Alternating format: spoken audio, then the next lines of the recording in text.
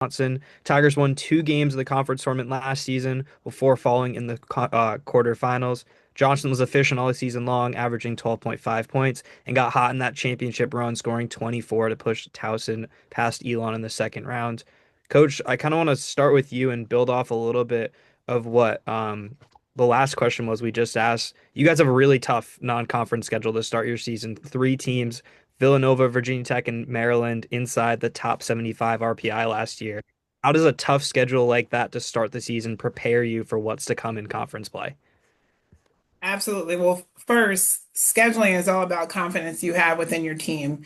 And I think that's been something that I've always believed that we can compete. And there's so many different lessons that you can learn in non-conference that can help you prepare for a conference just like the CAA. I overheard Robin say earlier, on any given night, any team can win. I think even just talking through how tight we ended up being an 11th seed, but some days we were as high as fifth, and then we dropped as low as 11. And we've learned that within this conference, these numbers are just that, just numbers. And we just have to be prepared to fight day in and day out. We'll open it up to questions and start with Rob. Hey y'all, what's up? How are y'all? Hey, how are you? Hey, Rob. I'm great. Good to see y'all. It must be basketball season, so I'm excited. So my question is a little bit off the beaten path a little bit. I'm working on a story on like the how picture day, media day, photo day, whatever you want to call it, has just evolved into this huge production, especially on the women's basketball side. And so, India, I'll start with you. Um, how excited do you look forward to those to that day where y'all taking your team shots, your pictures? When you are, taking team pictures, taking individual pictures, the headshots, posing in front of the green screen and doing all Mhm. that. I would imagine it probably take you all a long time to do that now. It's probably like a whole day Mhm. production. When I used to be at SID, it used to be like 2 hours and we used to knock it out. But now it's probably like a whole day. Take me through that and how much fun is that? I mean, honestly, I'm looking forward to it. We have a new team this year, new teammates. I'm looking forward to taking pictures, posing with my new teammates. All those little fun little media games and stuff like that. I'm looking forward to it. And then coach, for you, obviously it's changed from when you played, of course. So uh, in a positive way, how have you seen that change and how's it now from your perspective encouraged to that the athletes show their personalities and just have fun with that?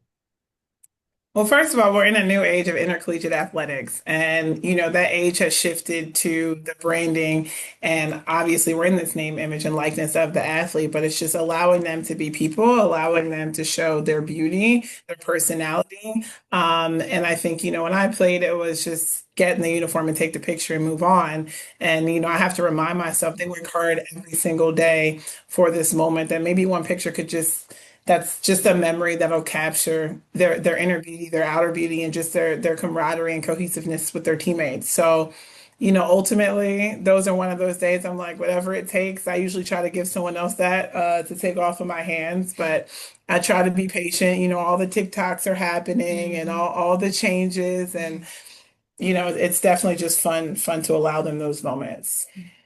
No, thank you so much. And honestly, when you see the story, it'll make much more sense when you actually see the finished product. Of course. Griffin.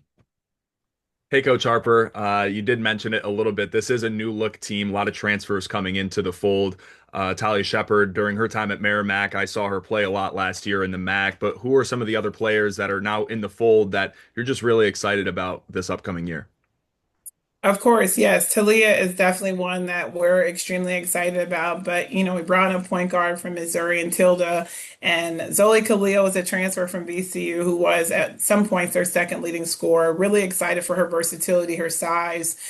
She's just a very high achiever, one that I can say I don't think she's had a B since fifth grade.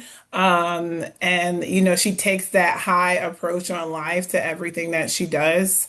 And honestly, we have a freshman transfer too, and Vicky. We definitely brought, I want to say, four international players to our roster that we're extremely excited about, and two that have played for their national team. So we brought a little bit of this and a little bit of that, and we have same old India here to lead the way and be dominant and confident. So we're excited.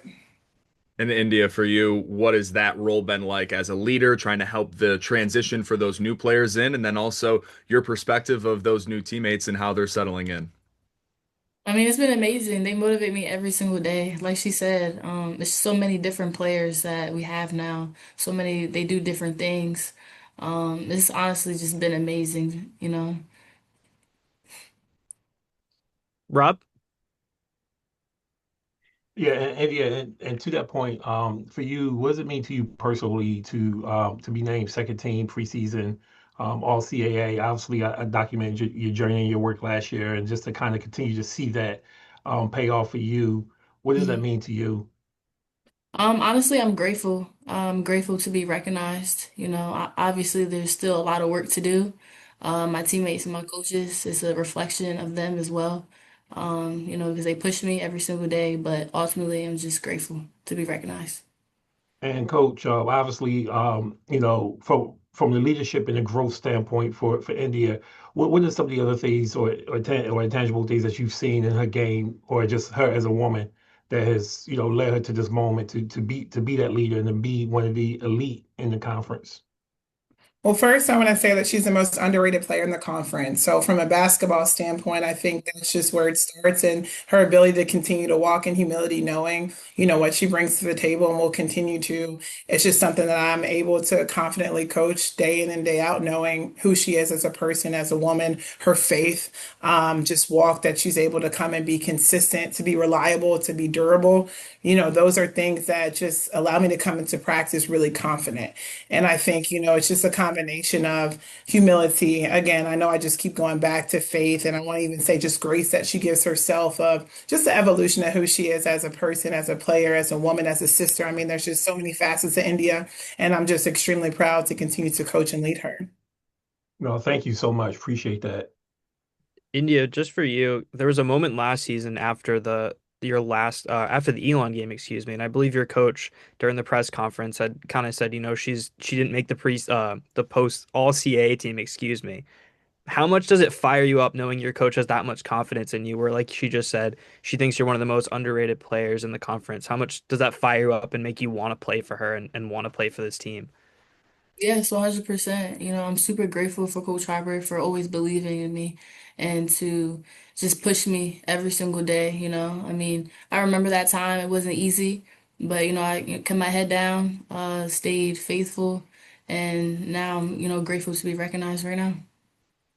Awesome. Well, thank you guys both for your time and good luck the rest of the season. Thank Thank you. you. Have a good one.